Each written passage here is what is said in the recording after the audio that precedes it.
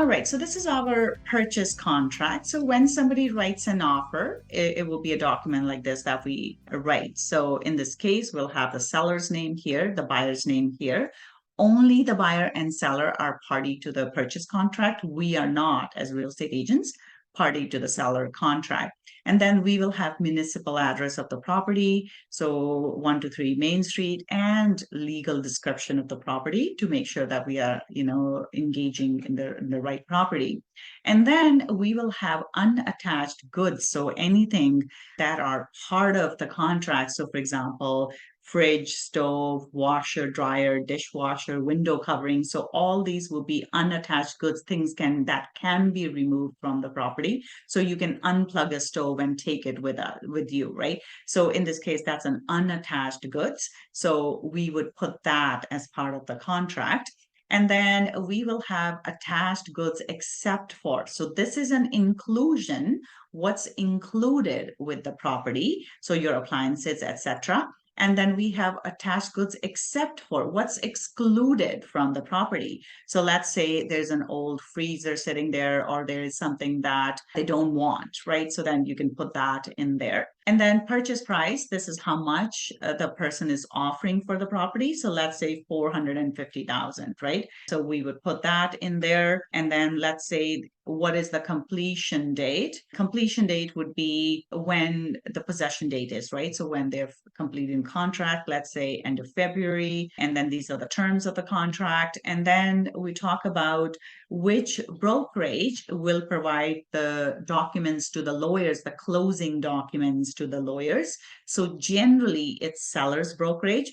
But when you have a mere posting brokerage, they may not do any of this. So it may become a buyer's brokerage responsibility. Generally, though, 90% of the time, it's a seller's brokerage that will provide this service. And then they will say who is holding deposit. So this whole section deals with deposit. So who is holding deposit? So buyer and seller appoint. So this will be name of the seller's brokerage generally. So either seller's brokerage can hold the deposit. If they don't have a trust account, then buyer's brokerage can hold the deposit. If buyer brokerage doesn't want to do it, the lawyers can also hold the deposit. Either the seller's lawyer or the buyer's lawyer can hold the deposit in their trust account. So all those options are available. Generally, though, it will be the seller's brokerage that will hold the deposit. So we will say name of the brokerage that's going to hold the deposit, how much the deposit is for, let's say $10,000. We will put that in there. And then we'll say how it will be paid, the method of payment. So that would be a bank draft or e-transfer, wire transfer. And then when will the deposit be received? So let's say 2 business days after offer acceptance. So within 2 days, once the offer is accepted, the buyer would have to make sure the bank draft or however they're paying the deposit has been paid. Okay. So there can be an additional deposit. A lot of times we don't use it in the residential contracts, but there can be. It's definitely an option. Then we have warranties and such that go in here. Okay, dower consent. If let's say dower consent is required, then we can also put this in here. Conditions will go in here. Most common conditions that we generally see would be a financing condition. So somebody needs a mortgage, property inspection condition. Sometimes it could be sale of buyer's property. It could be condominium documents. So there can be other conditions. So both the buyers and sellers can put conditions. It's not just the buyers. Sellers can also have conditions in there. So conditions are there to protect the party that has put the conditions in. So if the buyer is putting the condition, that's to protect the buyer, right? If the seller is putting conditions in, that's for them to protect themselves. So these are general common conditions that we see.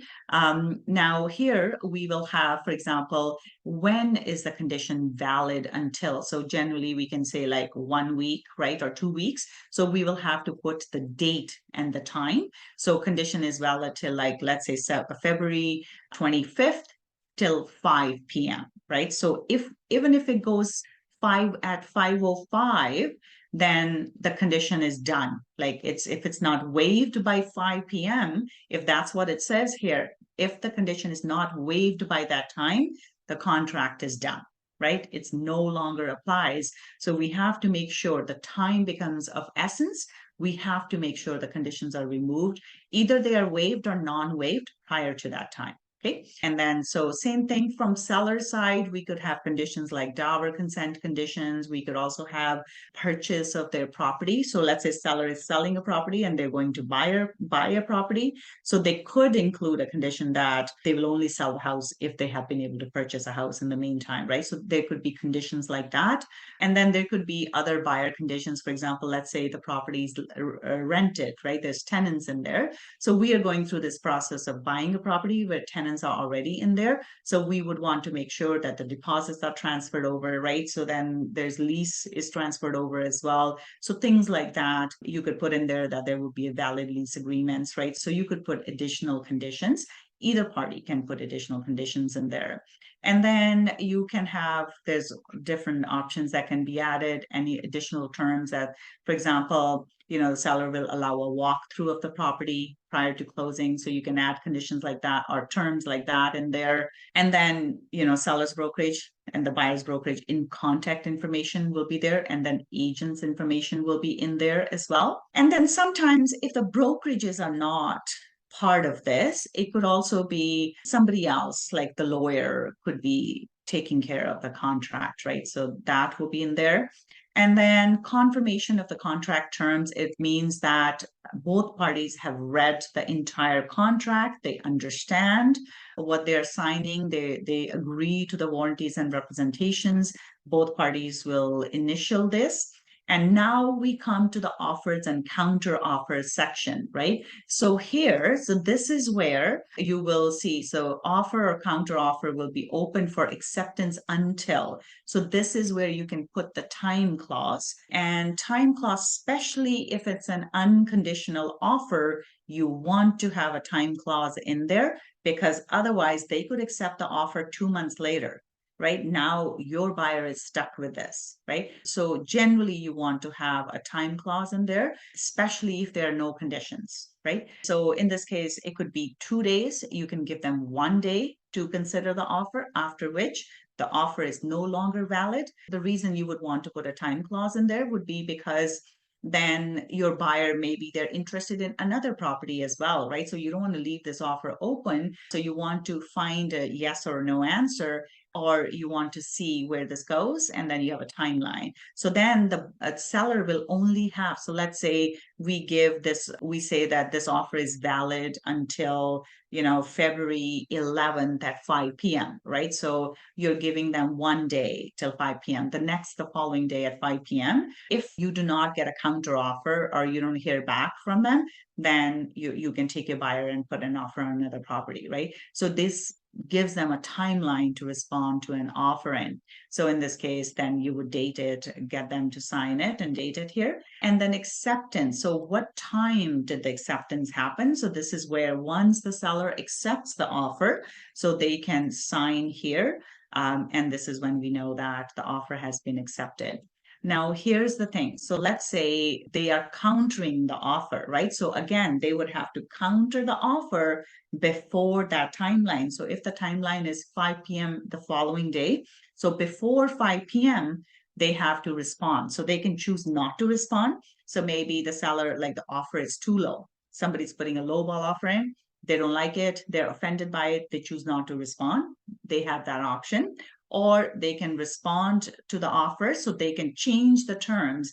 They can cross out these items, they can put stuff in here, they can change the purchase price, they can change the completion date, they can change the amount of deposit. So any of these terms can get changed. They can say they don't want conditions, right? They can counter with that, but generally they won't change the conditions. Generally will be other things they would change. But yes, they could add terms in here. So there are different things that they can change the contract to make it more favorable for them. So yeah, seller can choose to counter or not counter. If they choose to counter, multiple terms can be changed in the contract, and then they will send it back to the buyer's agent. And then the buyer's agent would then present that to their buyer, and then the ball is in the buyer's court. And this is where the seller can then have a timeline in there, and they say they have to counter it by a certain date, right? Now the ball is in the buyer's court, and they can choose, do they want to accept, they want to not accept, they want to counter, they want to not do anything. So that's an option as well, not doing anything, in which case the offer is done, right? Another thing to keep in mind here is that once the offer has been sent, so let's say I have a buyer and I wrote up this offer, I send it to the seller's agent, and then I have a time here, let's say till 5 p.m. the following day. Now I sent it, and then my buyer finds another property, and maybe they were debating between two different properties, right? And or maybe they were waiting on a backup offer, or they were waiting on a property to see whether the conditions are removed or not. But that was their first choice. So let's say conditions did not get removed on that property. Now they really want that property, right? So in this case, if the offer has not been accepted by the seller, right, the buyer can withdraw the offer. So my buyers can come to me and say, actually, we don't want to proceed with this offer. We would like to go write an offer on another property. So can you withdraw the offer? So in which case, I, as the buyer's agent, would reach out to the seller's agent. Again, it has to happen before the seller has accepted the offer. And I will go to the seller's agent and say, hey, my clients have chosen to withdraw the offer. Okay. So in this case, then they have no offer, right? And then we can go write an offer on another property. Another thing that can happen, this can also happen in multiple offers. And this is where the choice to disclose multiple offers is an important one. So first of all, how do we handle multiple offers? So in multiple offer situation, let's say the first thing you would have to do is talk to your seller and see how they want to deal with multiple offers. So let's say the seller says, yes, we are okay with disclosing multiple offers. So in this case, when you get the first offer, you present it to your seller, you get a second offer. Now you would tell the other buyer, the buyer's agent, that there is another offer on the table. And then you will still have to present that offer if you get 13 offers. Right now, we are going through that. There was a property that there was an offer on 25 offers on a property. So if there are multiple offers, you would disclose that there are multiple offers after, of course, consulting with the seller.